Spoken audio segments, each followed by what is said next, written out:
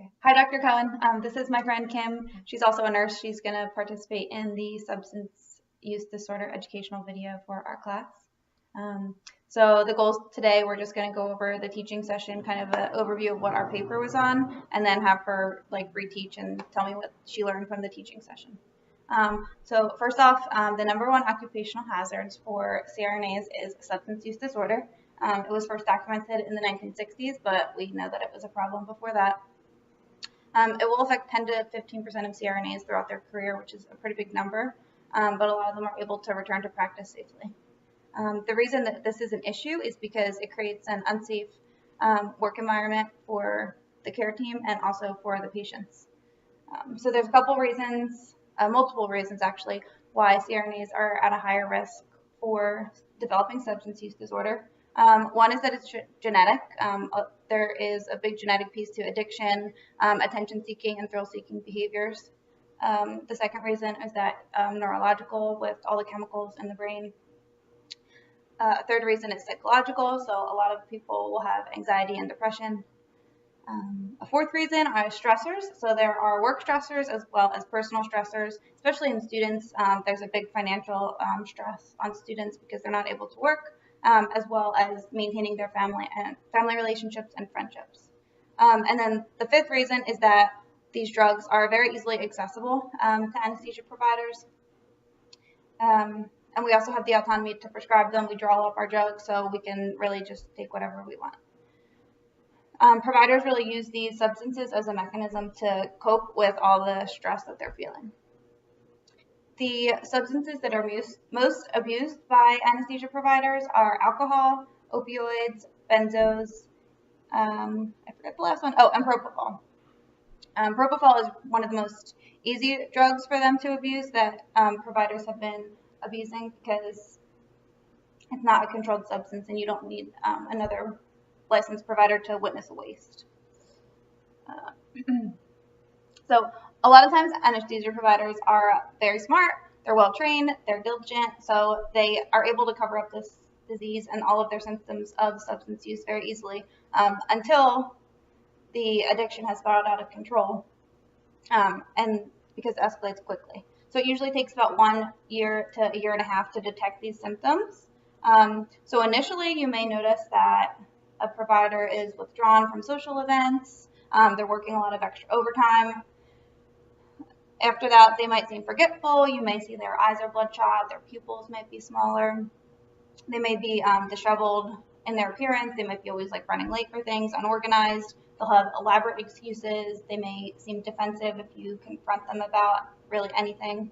And then later symptoms that you might see are early morning tremors, they may smell of alcohol, maybe alcohol on their breath, their clothing, or they may have a heavy odor of perfume or cologne to cover up the alcohol scent. So patients at most risk for this are ones that are in a critical care setting, such as a PACU, an ICU, an ER, or an OR. The providers are able to divert these drugs because of their autonomy. The patients are asleep. They're usually behind a curtain, so all the other providers in the room can't really see what they're doing. The issue is that patients are going to receive inadequate anesthesia or inadequate pain control. And then if the provider is impaired while they're working, the patient's also at risk for hemodynamic instability. And same with the drugs that they're giving. They may give like a wrong dose, which can affect the patient. And if they are really further into their addiction and they're reusing syringes to help cover things up, the patient and the provider are at risk for bloodborne illnesses because they're using dirty syringes.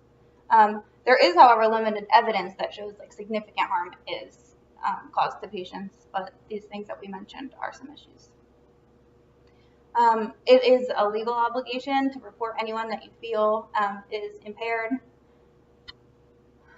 Sometimes you might feel unsure about reporting them because maybe you're unsure if they're actually using, or you think it's going to ruin your friendship. It might like tarnish their career.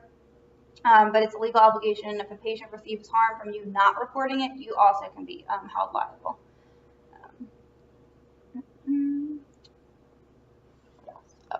So you can't just confront the person. It has to be like an organized intervention, there should be at least 2 people that run the intervention, and it would help if one of them are experienced in running an intervention already.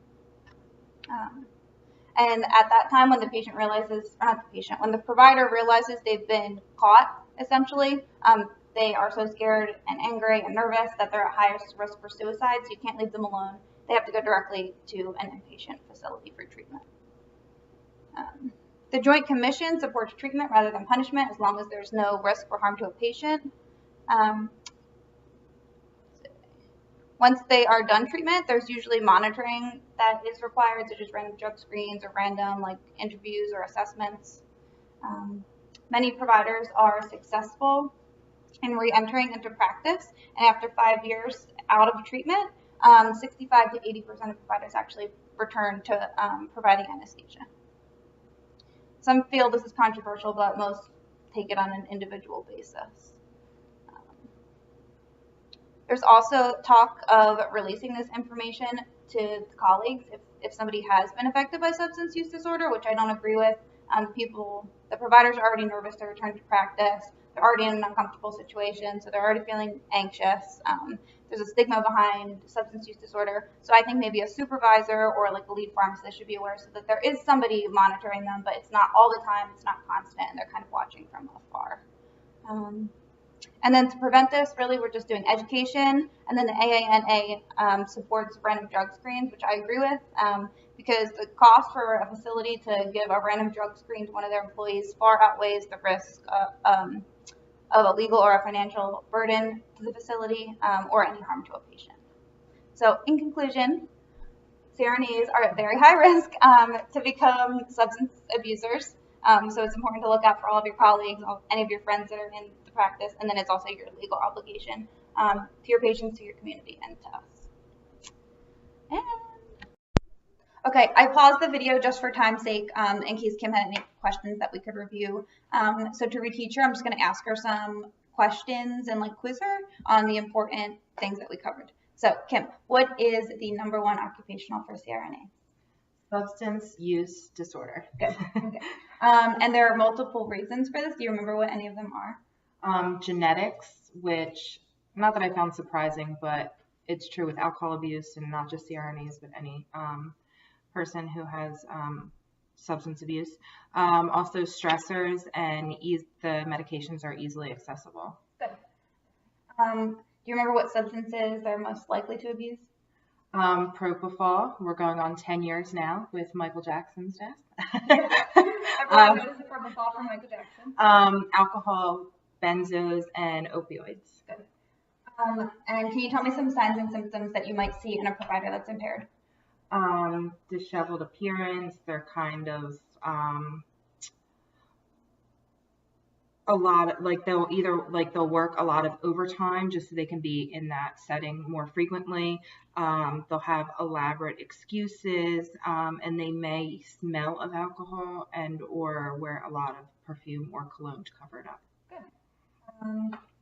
So if you suspect somebody's impaired, what would you do? I would talk to my manager, and then hopefully some type of intervention would be set up for that CRNA.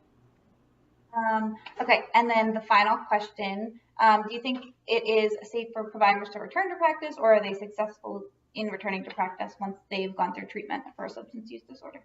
I think after they receive treatment and they are rehabilitated, I think they can return back to work. I thought the statistic you gave me of 65 to 85% of CRNAs return back to work after rehab was pretty impressive, and I was unaware of that. Do you have any other questions? No. All right, thank you for participating.